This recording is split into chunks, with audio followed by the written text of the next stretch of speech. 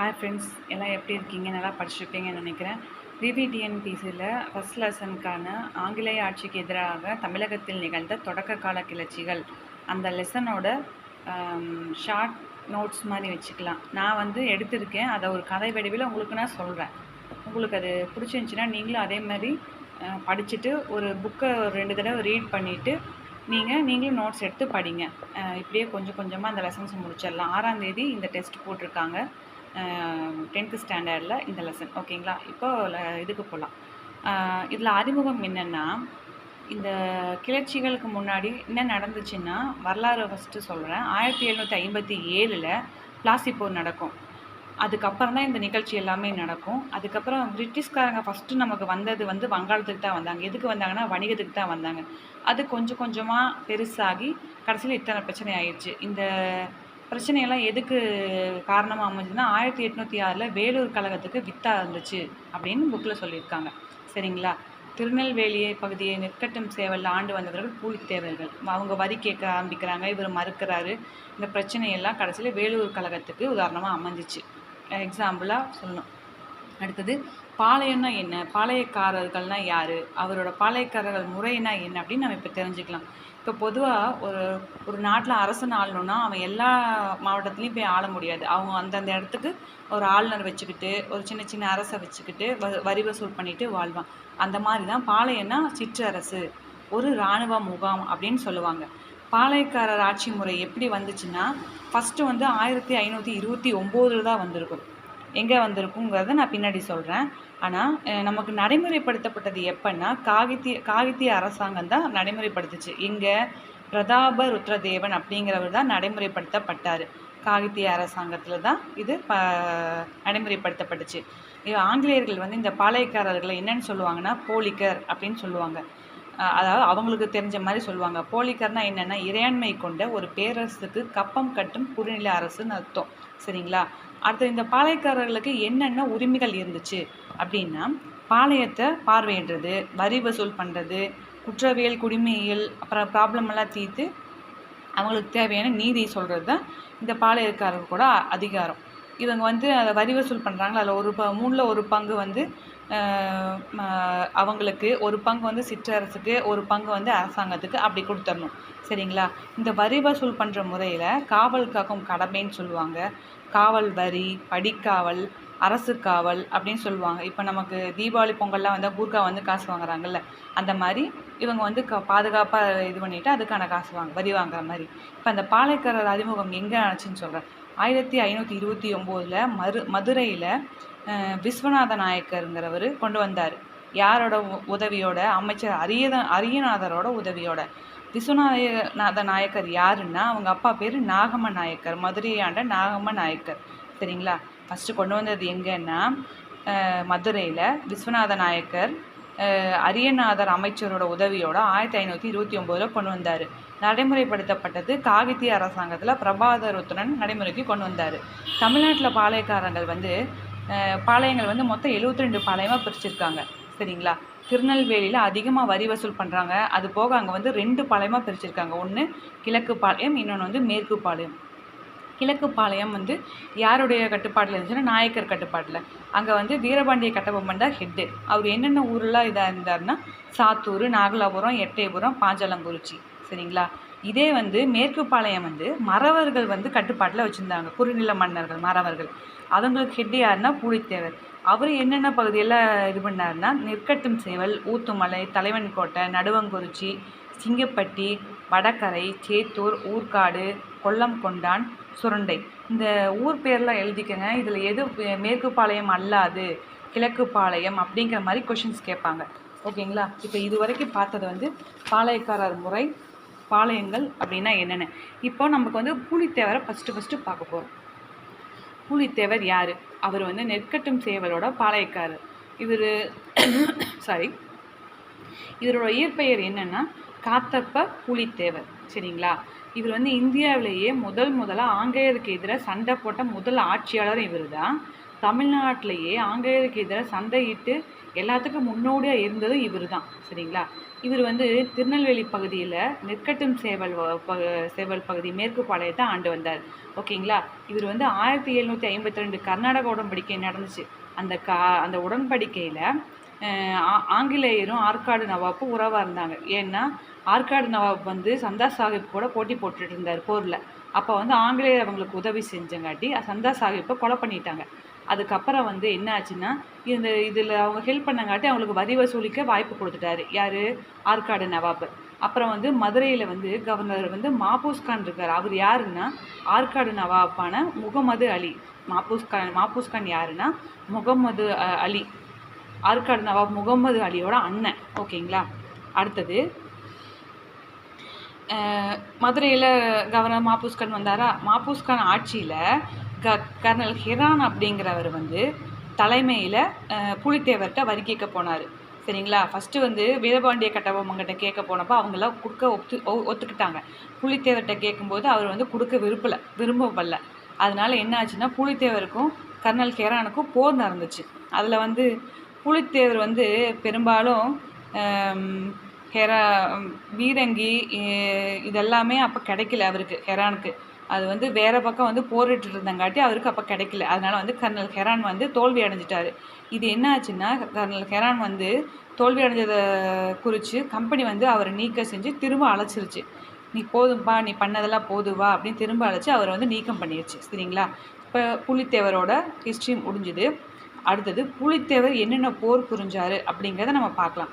புலித்தேவர் வந்து களக்காடு போர் ஒன்று பண்ணார் 1755. அது களக்காடு போரில் வந்து யார் யார் இருந்தாங்கன்னா புலித்தேவர் வெர்சஸ் ஆங்கிலேயர்கள். புரியுதுங்களா? புலித்தேவருக்கு யாரெல்லாம் சப்போர்ட் பண்ணாங்கன்னா சந்தா சாஹிப் கொலை பண்ணாங்க தெரியுங்களா? அவங்களோட முகவர்களாக இருந்த மியானா, முடிமையா, நம்பிகான், கட்டாக் அப்படிங்கிற 3 பத்தானிய அரசுகளும்.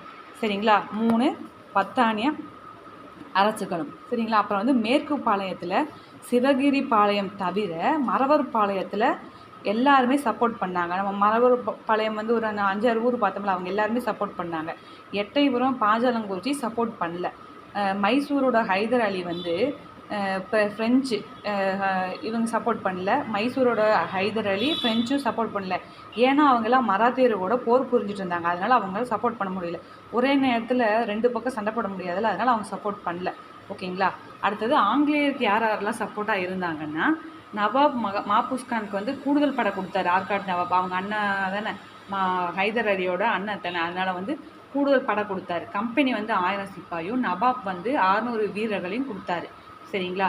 அடுத்தது கர்நாடக பகுதியிலேருந்து குதிரைப்படையும் காலாட்படையும் அவங்களுக்கு கொடுத்தாங்க. ஓகேவா? அடுத்தது புலித்தேவரும் மாபூஸ் கானும் சண்டை போட ஆரம்பிச்சிட்டாங்க.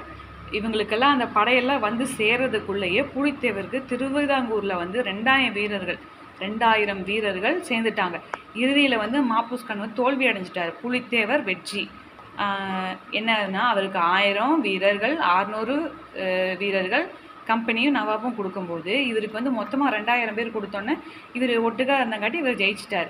ஓகேங்களா? மாபூஸ் கான் வந்து தோல்வி அடைஞ்சிட்டார். புலித்தேவர் வெற்றி பெற்றார். அதுக்கப்புறம் தான் யூசுப் கான் வந்து என்ட்ரி ஆகிறாரு கதையில். இந்த யூசுப் கான் யாருன்னு ஃபஸ்ட்டு தெரிஞ்சுக்குவோம். யூசுப் கான்கிறவர் யாருன்னா இவர் ஒரு முஸ்லீம் சமயத்தை சேர்ந்தவர். இவரோட இயற்பெயர் வந்து மருதநாயகம் கான் சாஹிப் அப்படிங்கிறது எல்லாமே. ஓகேங்களா? இவர் எந்த மாவட்டத்தில் பிறந்தாருன்னா ராமநாதபுரத்தில் பனையூர் மாவட்டத்தில் பிறந்தார். சமயம் வந்து புதுச்சேரியில் இஸ்லாமிய சமயத்தை கடைபிடிச்சிட்டு வந்தார். யூசுப் கான் வந்து 1752 ராபர்ட் கிளைவ் படையில் இருந்தார். யார் படையில்? ராபர்ட் கிளைவ் படையில் இருந்தார்.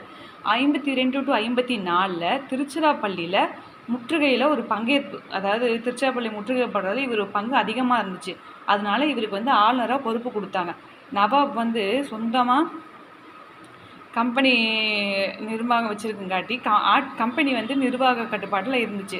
புரியுதுங்களா? நவாபு சொந்தமாக இருப்பதனால கம்பெனி வந்து நிர்வாக கட்டுப்பாட்டில் இருந்தங்காட்டி ஹைதர் கலியை தோற்றுவித்து சோழவந்தானை கைப்பற்றினாங்க. புரியுதுங்களா? அடுத்தது இதோட சிறப்பு என்னென்னா லாலியின் மதராஸ் முற்றுகையிலும் பங்கு, அதாவது 2 முற்றுகையில் பங்கு இருந்தார். 1758 to 59 ஒன்று, 56 to 61 ஒன்று, 52 to 54 ஒன்று, 3. சரிங்களா. அடுத்தது மதுரையில் வந்து இவர் என்னென்ன ஹெல்ப் பண்ணியிருக்காருன்னா, நெசவு தொழிலை ஊக்குவிச்சிருக்காரு, கோயில் வழிபாட்டுக்கு தொகை வழங்கியிருக்காரு, மதகுரு வசம் இருந்த கோயில் நிலங்களை மீட்டு கொடுத்துருக்காரு.